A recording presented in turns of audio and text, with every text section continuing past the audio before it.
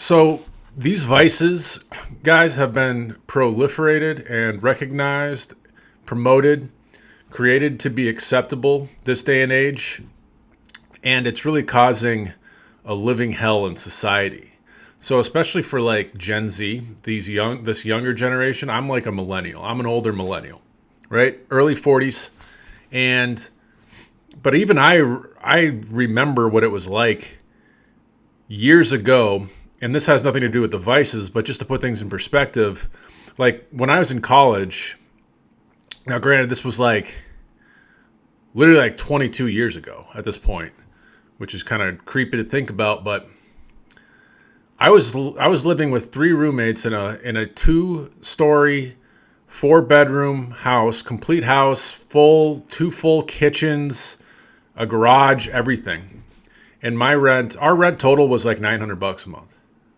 So I was paying like $270 a month, right? It was so little that it was basically negligible. Like you didn't even have to worry about it. Now you got people out there paying rent that's like $1,500 for a cheesy little apartment that's basically like a prison cell. But that's not the point of this video. What I'm saying here is that these vices are distracting people and making people very mentally unstable, depressed, anxious, and it's getting worse because especially with social media and the TikTok brain and Snapchat especially, it's like, so talk about porn here. So like porn, I'm not like coming at this from a biblical standpoint by any means, but like porn has been talked about a lot more openly recently, which is good, as the problem that it is. And it's not just a problem because it's degenerate, which it is, and but it's the damage it does to the male and female, but predominantly males, where it ruins their ability to have relationships. It actually like lowers testosterone levels. It causes depression because obvious reasons. It's fake. It creates unattainable standards with women. It makes women look bad. It just ruins everything. But let's be honest here. Aside from straight up pornography, what else do you call it on Snapchat and Instagram? When you got these girls popping up left and right, and they got nothing to say. They're not doing anything productive whatsoever. They're just there with their tight little body and their little yoga pants and their little short shorts and their cleavage popped out, making these dumbass little videos and little TikTok dances. I mean, guys are looking at that, and that is basically porn. They're not watching it because of their awesome personalities. Guys are watching this because it's a super hot chick, a super attractive girl, right? So it's not good for the girl because she's never going to get a good guy. I mean, for the most part, because it's just bad. So anyway, these distractions and vices, though, and now all the normal vices, like things, because the economy is so bad and inflation is so high, and people are financially anxious and a lot of times ruined, things like, weed and alcohol and other drugs, a lot of cities, even like I used to live in Denver, and everything's legal in Denver now. And look what it's done. I'm not totally against like weed per se, but like fentanyl addicts, they can find fentanyl. People are finding all types of drugs, and it's just like, it's not good, right? This society is declining. And the whole point of this video, though, is to say like, there's I don't want to say there's positives, but there's a positive spin I want to put on it, because I don't want to make this channel all about negativity. There's no better time to just go for your dreams and, start that YouTube channel, start that online business, because if you're going to be broke in this society, which a lot of this Gen Z, I feel bad for you guys. Unfortunately, a lot of people are going to be broke despite the pipe dreams. Most people end up broke. If you ever want to see if you ever want to listen to, and this is for the younger generation, if you ever want to listen to something that you may not have ever heard, it's Earl Nightingale. And I think it's called The Biggest Secret, something like that. Not to be confused with The Secret, the book. But Earl Nightingale did audio books. Well, he wrote books, but then he did some audio. I've seen some audio clips of him and talking about how like 95% of people are not financially independent by the time they're 65, which is when you're supposed to retire and go off into the golden years, right? And now this was decades ago when he was saying this. If he was alive right now, if he was talking right now, that number would probably be higher. It'd be like 99%. And so it's just like, go for your dreams, but you have to be able to dodge more and more of these distractions and these vices than ever before. And it can leave you feeling lonely, independent, isolated at times. Isolation is very common these days. But you have to be able to deal with that. Like it's one thing to be it's one thing to be alone. It's another to be lonely, right? They're two different things. If you're okay by yourself, that's not being lonely. But some people, and this is one of the reasons that they fall into these vices, especially social media, is because they can't deal with themselves while they're alone. There's a lot of people that just can't sit there. They can't just go for a walk. They can't just sit there on the couch and literally just think, right? Because then all these negative thoughts come up. And then they get up on the social media, and there we go. And before you know it, they're into the vices, because it's all just within an arm's reach away. Let's just say that, right? And so there's so many other vices too. And the way that our world is being run right now by these absolute buffoons and psychopaths is that they're waving it right in our faces. They wave it in everyone's faces. The only people that don't seem to care are people that are already like really financially set. Maybe they already beat the system, or they're just faking it. Like, I mean, I can understand if you've got millions of dollars of investments, and you've got your house, and the mortgage is paid off, and you've got your family, and like everyone's kind of set. Like, why are you really going to be that worried about all this stuff? Not really, because you really don't have much to worry about. But this is for like the younger generation, being able to navigate through without these vices, again, like, is harder than ever before. So I'll go back to a story when I was younger, right? When I was again, like in college, I remember I was just thinking about this recently. When I was like 18, that was like when the internet was, I mean, there was like search engines, but there was not much. There was basically like, I remember Facebook started when I was like 19.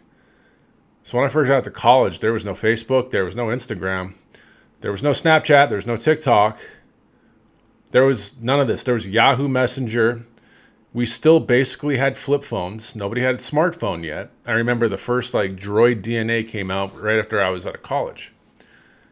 So I know what it's like to be down there with like, without all these distractions. The only distraction you had, the only way you could really escape to the pornography or whatever, was to like have your laptop or your personal computer while you're in the dorm.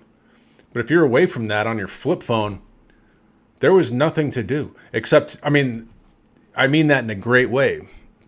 We were out playing. We were out talking to people, playing sports, biking, intramurals, throwing the football, throwing the frisbee around, going on walks, shooting the shit, just kind of chilling out. And it's like, and we still had a shot. A lot of my friends, are doing okay. But it's like, it was so much less expensive. Cars were less expensive. Inflation was nowhere near what it is today. And so this is again, just aimed at the younger generation out there where like you were born into some shit and you're still going to be getting advice from a lot of boomers that just frankly don't understand what's going on. Because if you think about it, when I was 18 and we had flip phones and barely internet, my parents, when they were 18, there was no phone, there was no cell phones. There was no internet at all. There was barely even video games.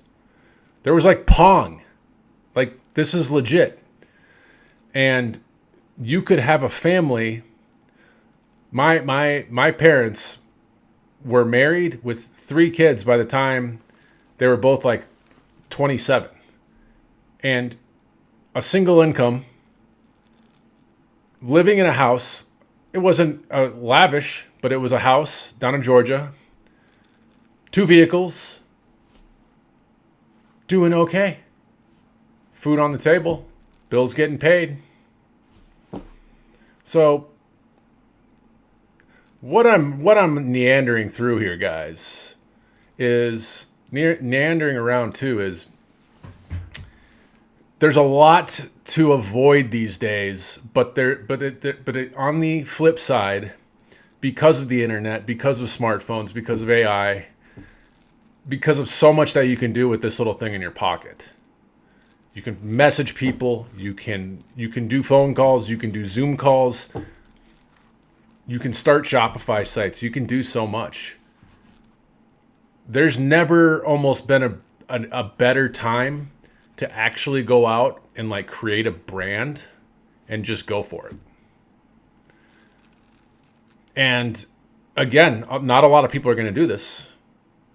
And so I understand that, because people are still, we're stuck in this old mentality where it's like you grow up, you go to school, and then you get out there and you get your job and everything's hunky-dory, and nothing could be further from the truth. I mean, with rare exceptions. I got a family member that just got a PhD in theoretical physics, and he's probably going to go get a really high-paying job in the tech industry somewhere. Will he like it? I don't know. He still might not even be financially set, even with that. Only time can tell. But it's also, this is like a spiritual challenge. Okay? Being the best that you can be. Hit the gym.